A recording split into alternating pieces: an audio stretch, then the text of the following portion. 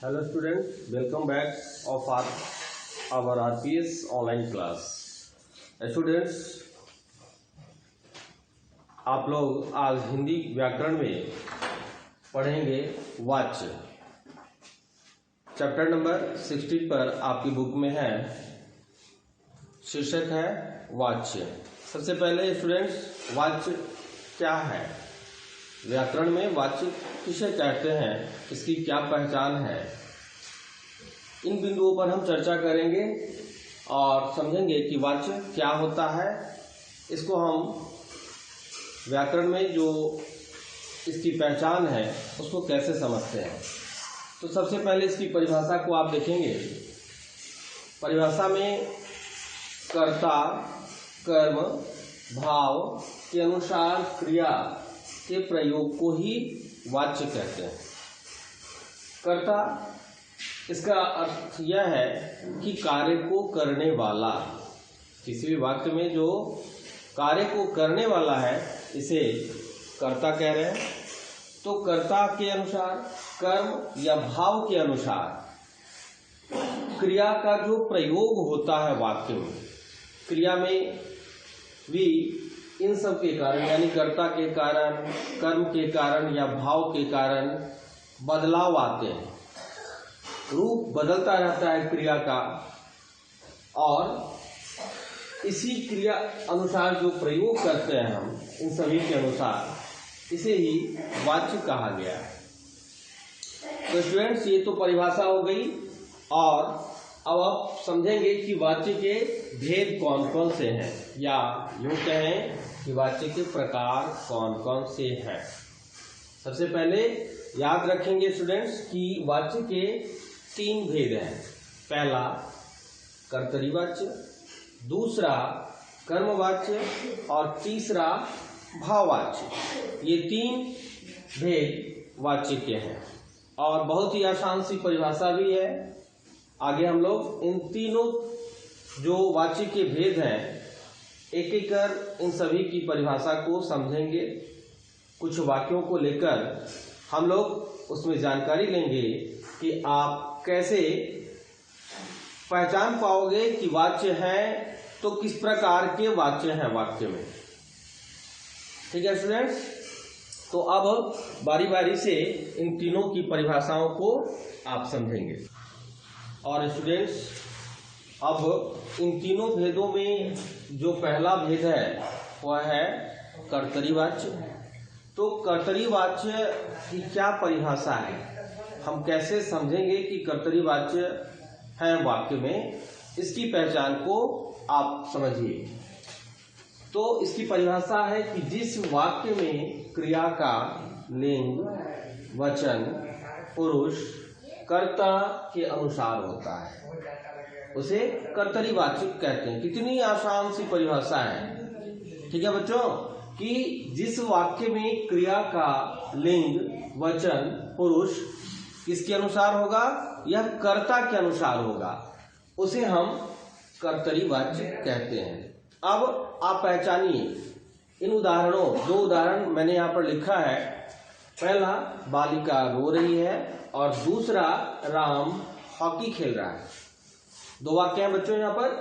तो कर्तरीवाच्य इस वाक्य में किस प्रकार से है, आप इसको समझिए। आप देखेंगे वाक्य में है बालिका रो रही है, तो यहाँ क्रिया को करने वाला कौन है? यहाँ कौन है क्रिया को करने वाला, यानी क्रिया किसके द्वारा हो रही है? तो क्रिया को करने वाले को कर्ता हम लोग कहते हैं व्याकरण की भाषा में। तो यहाँ कर्ता जो है वह है बालिका, यानी वर्क या काम या क्रिया किसके द्वारा हो रहा है?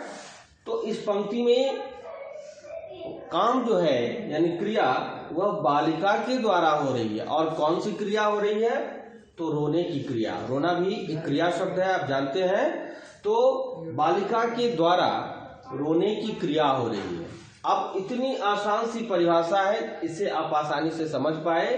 अब यहाँ देखिए, रो रही है, यहाँ आप देखेंगे स्टूडेंट्स कि रो रहा है, रो रहे हैं, ऐसा नहीं है।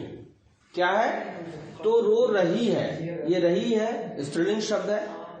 और ये स्त्रीलिंग शब्द ही हमने यहाँ पर क्यों लिया, इसलिए कि यह कर्ता की मांग है, यानी कर्ता के अनुसार इस वाक्य में रखा गया है कि रो रही है। ठीक है स्टूडेंट्स, क्योंकि बालिका शब्द स्त्रीलिंग है इसलिए क्रिया का रूप भी क्या बदलकर हो गया, रो रही है।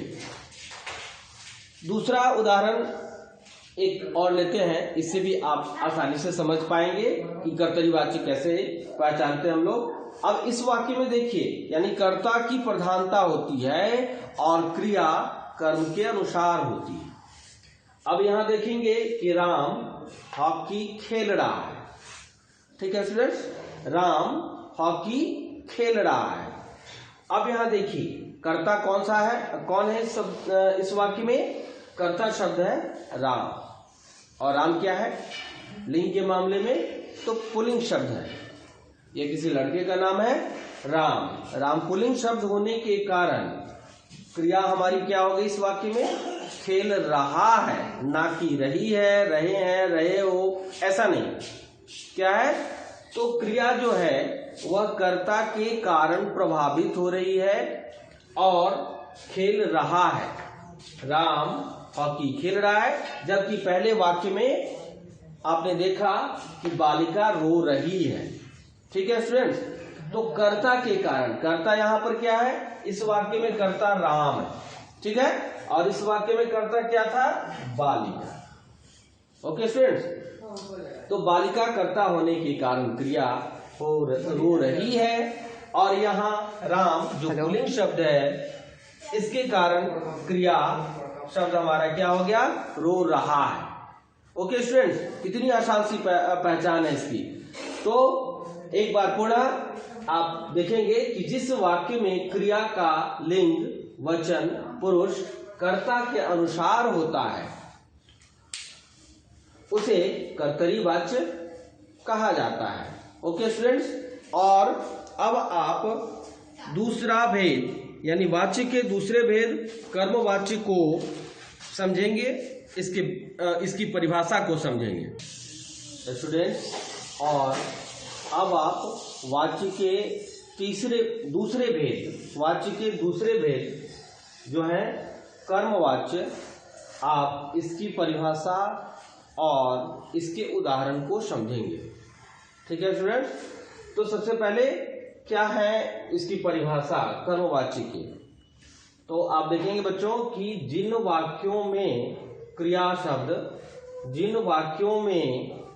शब्द लिंग और वचन पुरुष कर्म के अनुसार होते हैं उन्हें कर्मवाच्य कहते हैं। इससे पहले आपने कर्तरीवाच्य पढ़ा, जिसमें क्रिया शब्द किससे प्रभावित हो रही थी, कर्ता के अनुसार हो रही थी, यानी काम को करने वाले के अनुसार। परंतु कर्मवाच्य में क्रिया शब्द जो प्रभावित होती है, यानी उसकी जो रूप बदलते हैं वह किसके अनुसार, तो वह बदलते हैं कर्म के अनुसार। वाक्य में कर्म क्या है, वह स्त्रीलिंग है, वह कर्म शब्द पुल्लिंग है, कर्म शब्द स्त्रीलिंग है, कर्म शब्द एक वचन के हैं, कर्म शब्द बहुवचन के हैं, या पुरुष के मामले में वह प्रथम पुरुष है, यानी वह प्रथम पुरुष है या फिर अन्य। तो इन सब के कारण यानी कर्म के कारण क्रिया प्रभावित होती हो।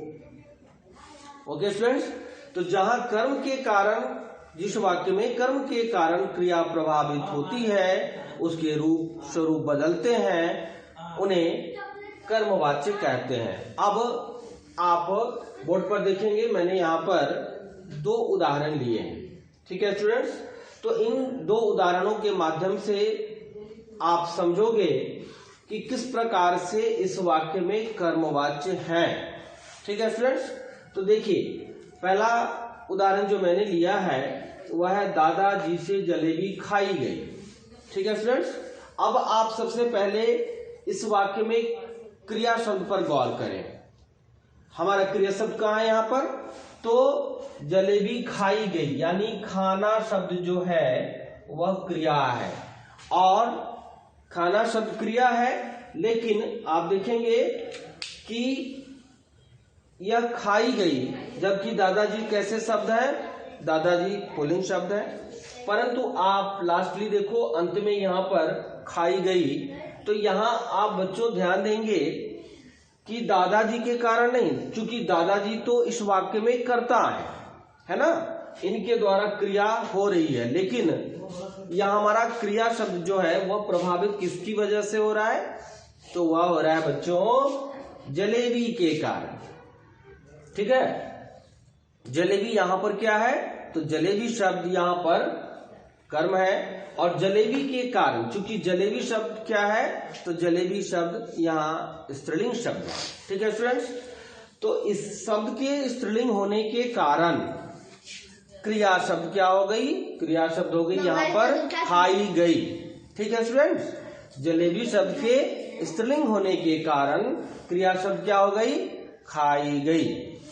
ठीक है स्टूडेंट्स, आप आसानी से इसमें समझ गए कि हमारा क्रिया किसकी वजह से प्रभावित हो रहा है, कर्म के कारण, और कर्म शब्द क्या है, जलेबी। ठीक है, अब आप देखोगे बच्चों एक और मैंने उदाहरण लिया है, दूसरा सेकंड में आप देखेंगे कि हमारा वाक्य है, बोर्ड पर आप देखोगे कि माली द्वारा, ठीक है स्टूडेंट, पौधों को पानी दिया गया। एक बार फिर से गौर करो, माली द्वारा पौधों को पानी दिया गया। ठीक है, अब यहां पर देखिए पानी दिया गया, काम किसके अनुसार हो रहा है, काम इस वाक्य में आप देखेंगे कि क्रिया शब्द क्या है, दिया गया, ये हमारा क्रिया शब्द है। ठीक है स्टूडेंट्स, दिया गया यह सब क्रिया है, देना शब्द क्रिया है। अब किसको, तो आप देखेंगे कि यहाँ पर पौधा, किसको पानी दिया गया, पानी दिया गया किसको, तो पौधों को पानी दिया गया। ठीक है फ्रेंड्स, यह पौधा शब्द यहाँ पर क्या है, पौधा शब्द यहाँ पर कर्म है, जिसके कारण पौधों, ठीक है, और पौधों बहुवचन शब्द है। ठीक है, इसलिए यहाँ पर हमारा क्रिया शब्द क्या हो गया कि पानी दिया गया, अर्थात ये कि इस वाक्य में भी जो ये कर्म है वह किसकी वजह से प्रभावित हो रहा है, सॉरी, जो क्रिया शब्द है वह किसकी वजह से प्रभावित हो रहा है, तो कर्म के कारण। इसके पहले भी आपने देखा और सीखा कि यहां भी क्रिया किसकी वजह से प्रभावित हो रही थी, तो कर्म के कारण, और यहां सेकेंड में भी कर्म के कारण ही हमारी क्रिया शब्द प्रभावित हो रही है। ठीक है बच्चों, तो कर्म फिर से गौर करेंगे एक बार कि कर्म शब्द यहाँ क्या है, तो बहुवचन, पौधों। ठीक, तो पौधों शब्द जब बहुवचन है, इसकी वजह से यानी इसके कारण से ही यहाँ पर इस वाक्य में पानी के बारे में बताया गया कि पौधों को पानी दिया गया। ओके स्टूडेंट्स, और अब आप लोग पढ़ोगे वाक्य के तीसरे भेद के बारे में। नाउ स्टूडेंट्स, अब वाक्य के तीसरे भेद जिसका नाम है भाववाच्य, हम इसकी परिभाषा को मैं आपको बता रहा हूं, और इसकी परिभाषा क्या है उदाहरणों के माध्यम से आप सभी समझेंगे। तो स्टूडेंट्स देखेंगे, परिभाषा पर गौर करेंगे कि जिस वाक्य में भाव की प्रधानता होती है, जिस वाक्य में भाव की प्रधानता होती है उसे भाववाच्य कहते हैं। बड़ी आसान सी परिभाषा है कि जिस वाक्य में भाव की प्रधानता होती है, आपने पूर्व में पढ़ा कर्तरीवाच्य और कर्मवाच्य की बात, लेकिन अब तीसरा भेद जो है वह है कर्म, ये भाववाच्य, तो कर्तरीवाच्य और कर्मवाच्य में से बिल्कुल ये भिन्न है। इसमें कर्ता की प्रधानता नहीं है, इसमें कर्म की प्रधानता भी नहीं है। किसकी प्रधानता है, तो भाववाच्य में भाव की प्रधानता होती है। और भाव क्या होता है आप अच्छी तरीके से जानते हैं कि भाव जिसे हम महसूस करते हैं, अनुभव करते हैं, बट देख नहीं सकते। ओके स्टूडेंट्स, देख नहीं सकते, हम फील करते हैं, अनुभव करते हैं। हंसी के भाव को, दुख के भाव को अनुभव करते हैं। ठीक है, अब आप देखिए परिभाषा आपने समझा। और एक और बात है कि भाववाच्य इसमें अधिकतर अकर्मक क्रियाएं ही होंगी। अकर्मक क्रिया, आप क्रिया के मामले में ऑलरेडी जानते हैं, पढ़ चुके हैं कि क्रिया सकर्मक और अकर्मक होती है, दो प्रकार की। यानी एक कर्म के साथ वाली सकर्मक और दूसरी कर्म के बिना यानी अकर्मक। तो बच्चों याद रखेंगे कि भाववाच्य में इस तरह के जो वाक्य होंगे, जो भाववाच्य के वाक्य होंगे, इन वाक्यों में भाव की प्रधानता होगी और इसमें अधिकतर अकर्मक क्रियाएं ही होंगी। क्रिया शब्द कैसी होंगी? अकर्मक। अब देखिए एक उदाहरण मैं लेता हूं कि दादाजी से चला नहीं जाता। ठीक है सर, दादाजी से चला नहीं जाता। अब आप देखिए इस वाक्य में चला नहीं जाता, यहां किसकी प्रधानता है? भाव की। यहां दादाजी के कारण कोई प्रभाव नहीं पड़ रहा है इस वाक्य में। तो दादाजी जो वर्क कर रहे हैं, काम कर रहे हैं, कौन सा काम? चलने का। और जो चला नहीं जाता, दादाजी से जो चलने की क्रिया नहीं हो रही, उनके अंदर जो भाव है, जो नहीं चल पाने की का भाव है, उस भाव को वो महसूस कर रहे हैं या उनके चलने के तरीके को देखकर हम अनुभव कर रहे हैं कि दादाजी से चला नहीं जाता। लेकिन क्या चला नहीं जाता, इस चीज को सिर्फ हम अनुभव कर सकते हैं, है ना। तो यहाँ भाव की प्रधानता है बच्चों, इसलिए यहाँ जो वाक्य है कि दादाजी से चला नहीं जाता, इसकी आसान सी परिभाषा भी है और पहचान हो गई कि यह भाववाच्य के वाक्य है। ओके स्टूडेंट्स, अब आप देखेंगे दूसरा, ये दूसरा जो है परिभाषा, ये उदाहरण हमारे, इसके माध्यम से भी आप समझिए कि माताजी से छत पर चढ़ा नहीं जाता। माताजी से छत पर चढ़ा नहीं जाता। अब यहां भी आप देखेंगे कि अकर्मक क्रिया है, चढ़ा नहीं जाता। क्या चढ़ा नहीं जाता? यानी इस वाक्य में भी अकर्मक क्रियाएं हैं। सकर्मक कब होती? जब क्रिया के बारे में अगर हम जानते कि क्रिया कैसे हो रही है, ठीक है, लेकिन इसकी पहचान ही है भाववाच्य की कि इस वाक्य में आपको अकर्मक क्रियाएं ही मिलेंगी। ठीक है स्टूडेंट, तो माताजी से छत पर चढ़ा नहीं जाता। एक बात और आप यहाँ पर याद रखेंगे बच्चों कि भाववाच्य में क्रिया सदैव यानी ऑलवेज क्या होगी? तो अन्य पुरुष, हाँ, अन्य पुरुष, एक वचन और पुल्लिंग में ही प्रयोग होता है। यानी क्रिया शब्द पुल्लिंग शब्द ही रहेगा। ये बहुत ही आसान सी पहचान है कि क्रिया शब्द पुल्लिंग में ही होगा। और दूसरी बात एक और याद रखेंगे आप सभी कि भाववाच्य में से भाववाक्य में ये से और या, यानी से या, इन दो शब्दों का विभक्ति प्रस्तुत की जाती है। जैसे आप यहां भी देखेंगे से, ठीक है स्टूडेंट्स, और यहां भी देखेंगे क्या लिखा है? से। माताजी से, यहाँ है दादाजी से। ठीक है स्टूडेंट्स, तो माताजी से और दादाजी से, यानी से और या, इन दो शब्दों के द्वारा विभक्ति प्रस्तुत की जाती है वाक्य में। ये आसानी से आपको मिल जाएंगे, से शब्द या फिर या शब्द। ठीक है, तो ये बड़ी ही आसान पहचान है कि इसमें भाव की प्रधानता है। भाववाच्य में क्रिया शब्द ना तो कर्म के अनुसार और ना ही कर्ता के अनुसार होती है, बल्कि किसके अनुसार होती है? भाववाच्य के अनुसार। ओके स्टूडेंट्स, तो यहाँ पर आपने अभी चैप्टर 16 वाच्य शीर्षक में तीनों ही परिभाषाओं को आपने पढ़ा, वाच्य के भेद, वाच्य के परिभाषा को आपने पढ़ा।